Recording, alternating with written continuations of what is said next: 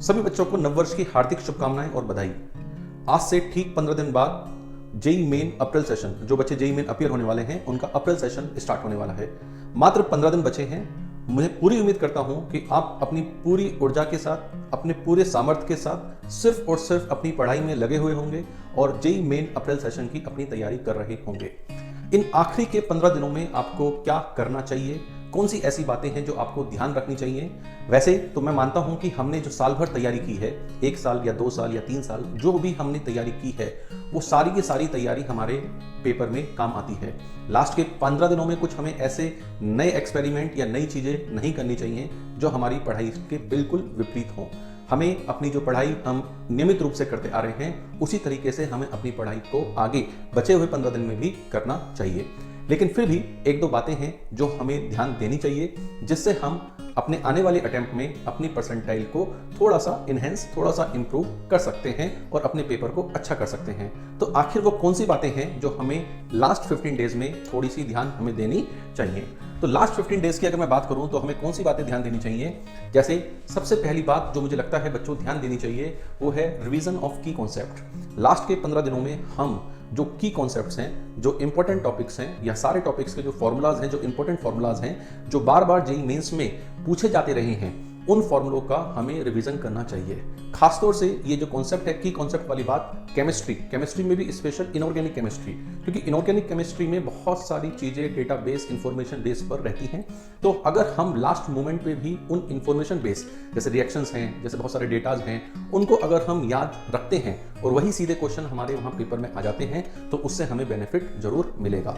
तो last moment पे जितने भी की कॉन्सेप्ट्स हैं, चाहे वो फिजिक्स में हो, चाहे वो मैथ्स में हो, चाहे वो केमिस्ट्री में हो, वो हमें एक बार जरूर रिवाइज करने चाहिए। पेपर के मोमेंट पे ऐसा नहीं होना चाहिए कि कोई फॉर्मूला हमें उस टाइम पे याद ना आए।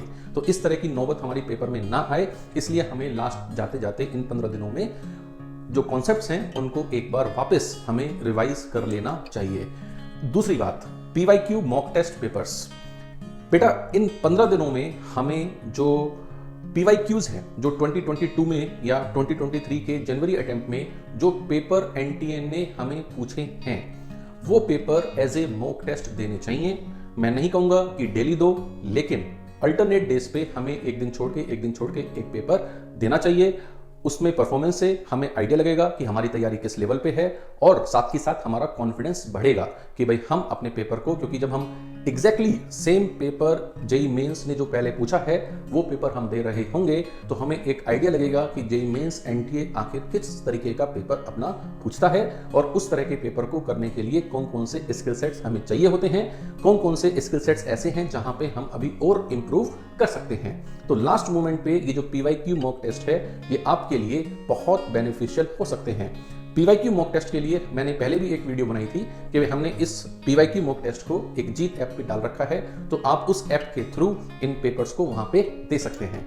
मैं बहुत ज्यादा ज्ञान इस वीडियो में नहीं बांटूंगा क्योंकि मैं हमेशा इस बात में बिलीव करता हूं कि जो हम साल भर लंबे समय से तैयारी करते आए हैं, आखिर वही तैयारी हमारे काम आती है।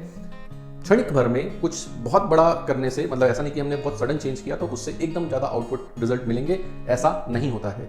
जितनी मेहनत हम साल भर करते आए हैं वही मेहनत हमारी पेपर में हमारे काम आती है। एक और इंपॉर्टेंट बात मैं बच्चों को बोलना चाहूंगा, वैसे तो मैं पहले भी बताता आया हूं लेकिन ये बात एक बार वापस बोलना चाहूंगा, सेट योर बायोलॉजिकल क्लॉक। बेटा आपका जो पेपर है वो मॉर्निंग शिफ्ट 9 to 12 होता है और इवनिंग शिफ्ट में 2:30 to 5:30 होता है। तो खासतौर से इन लास्ट के 15 दिनों में आप इस टाइम पर अपना सोने का जो टाइम है वो अवॉइड करें। अगर कोई बच्चा दोपहर में सोता है, उसे नहीं पता है कि उसकी सेकंड शिफ्ट आने वाली है, फर्स्ट शिफ्ट आने वाली है, तो दोपहर में बेटा 2:30 to 5:30 अगर आपकी स्लीपिंग टाइम है तो उस स्लीपिंग टाइम को आपको चेंज करना चाहिए। इस 15 दिनों में आपको एटलीस्ट नहीं सोना चाहिए उस टाइम में, क्योंकि अगर हम उस टाइम में सोएंगे, उस टाइम में आलस रखेंगे तो पेपर में भी वो कहीं ना कहीं हमारा रिफ्लेक्ट होता है। एक चीज और, जो हम ये मॉक टेस्ट की बात कर रहे हैं, जो ये पीवाईक्यू मॉक टेस्ट की मैं बात कर रहा हूं कि अल्टरनेटिव डेज पे देने चाहिए, इनकी टाइमिंग भी हमें 9 to 12 एंड 2:30 to 5:30 इस तरीके से स्लॉट में रखनी चाहिए। इससे हमारा जो माइंड है उस टाइम पेपर देने के लिए हैबिचुअल हो जाएगा और हम जब पेपर दे रहे होंगे तो माइंड को उसी चीज की आदत होगी और हम अच्छे से अपने पेपर को फुल एफिशिएंसी के साथ दे सकेंगे।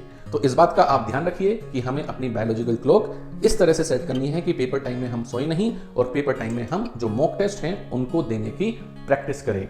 एक और इंपॉर्टेंट मैं बात अपने बच्चों से कहना चाहूंगा कि आजकल बहुत फ्लू चल रहे हैं, बहुत वायरल चल रहे हैं, वेदर सडन चेंज आ रहा है, मतलब कभी बारिश आ रही है, कभी ओले आ रहे हैं, तो हमें इस बदलते हुए मौसम से भी बचकर रहना है। इस बदलते हुए मौसम में बीमार होने के चांसेस बच्चों बहुत ज़्यादा होते हैं, तरह तरह के वायरल हैं जो फैल रहे हैं, तो अपने आप को बाहर एक्सपोज होने से बचाएं। इस बदलते मौसम में बाहर ना घूमें और बाहर कम ही घूमें तो बेटर है कि भाई आपको यू नेवर नो कि आप किसके साथ हैं, उसको क्या हुआ है। तो इस मौसम में, इस 15 दिनों में अपने को आइसोलेट रखें, इस मतलब अच्छा खाएं, अच्छा पिएं और हेल्दी रहें, क्योंकि पेपर देने के लिए हेल्दी रहना बहुत जरूरी है। मतलब हेल्दी रहना, अगर आप बीमार हो जाते हैं तो आप यू नेवर नो कि पेपर टाइम पे आपकी सिचुएशन क्या होगी। ऐसा बहुत बच्चों के साथ होता है कि लास्ट मोमेंट पे उन्हें बुखार हो जाता है या उन्हें कुछ और बीमारी हो जाती है और जिस कारण से उनके जो पूरे साल भर या 2 साल भर की जो तपस्या है उसमें भंग आ जाता है। तो ऐसा हमारे साथ नहीं होना चाहिए। तो हम जितना बचकर रह सकते हैं उतना हमें बचकर रहना चाहिए। एक और सबसे बड़ी बात मैं आप लोगों को बोलना चाहूंगा कि believe in yourself and your preparation. मैं वापस इस वीडियो में पहले भी बोल चुका हूं, अब वापस बोल रहा हूं कि आप अपने पर भरोसा रखें और अपनी तैयारी पर भरोसा रखें, उस पर ट्रस्ट करें कि हमने जो साल भर 2 साल भर तैयारी की है, बहुत अच्छी तैयारी की है। हम जितनी कैपेसिटी से तैयारी कर सकते थे उतनी कैपेसिटी से हमारी तैयारी हुई है और उसी कैपेसिटी के हिसाब से हमारा पेपर जाने वाला है।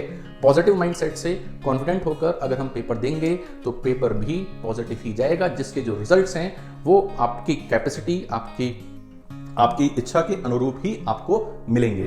तो ये सबसे बड़ी चीज होती है किसी पेपर को देते टाइम कि हम अपनी तैयारी पे भरोसा रखें, कॉन्फिडेंस दिखाएं कि हाँ हमें ये चीजें आती हैं और हम ये चीजें कॉन्फिडेंटली पेपर में बिल्कुल ठीक सही कर आएंगे। तो इस बात का जरूर ध्यान रखें, believe in yourself and your preparation. इन दोनों बातों में आपको भरोसा रखना है। इसके बाद बच्चों एक छोटी सी इंफॉर्मेशन आप लोगों के लिए और है कि all India open test AIOT for mains एक अपना ऑलरेडी हो चुका है जो 19 को था। अपना एक ऑल इंडिया ओपन टेस्ट और होने वाला है जो अपना 26 अप्रैल संडे को होने वाला है। 26 अप्रैल संडे को जयपुर टोंक रोड सेंटर पे फिजिकल ऑफलाइन मोड में ये अपना पेपर होगा। तो जो भी बच्चे ये वीडियो देख रहे हैं रेजोनेंस के हैं उन्हें तो देना ही देना है, और रेजोनेंस के नहीं भी हैं और इस तरह के किसी ओपन टेस्ट में बैठना चाहते हैं तो वो इस ओपन टेस्ट में एट 0 कॉस्ट, भाई इस बात की हम कोई कॉस्ट नहीं ले रहे हैं, जस्ट आपको पहले यहाँ आके एनरोल करना है और आप संडे से पहले सैटरडे तक इसमें एनरोल कर सकते हैं और संडे को हमारा जो ऑल इंडिया ओपन टेस्ट है उसमें बैठकर अपने को टेस्ट कर सकते हैं कि हम कितनी तैयारी हमारी हुई है और हम किस लेवल पे जेईई मेंस में परफॉर्म करने वाले हैं। जो बच्चे रेजोनेंस के हैं और इस वीडियो को देख रहे हैं उनका अगर कोई फ्रेंड या उनका कोई जानने वाला या पहचानने वाला भी अगर ऑल इंडिया ओपन टेस्ट, वो जेईई मेंस का एस्पिरेंट है और ऑल इंडिया ओपन टेस्ट में अपीयर होना चाहता है तो वो इस दिए हुए नंबर पे भी कांटेक्ट करके इन्फॉर्म कर सकते हैं और इस टेस्ट को दे सकते हैं। तो बच्चों give your best and leave the rest.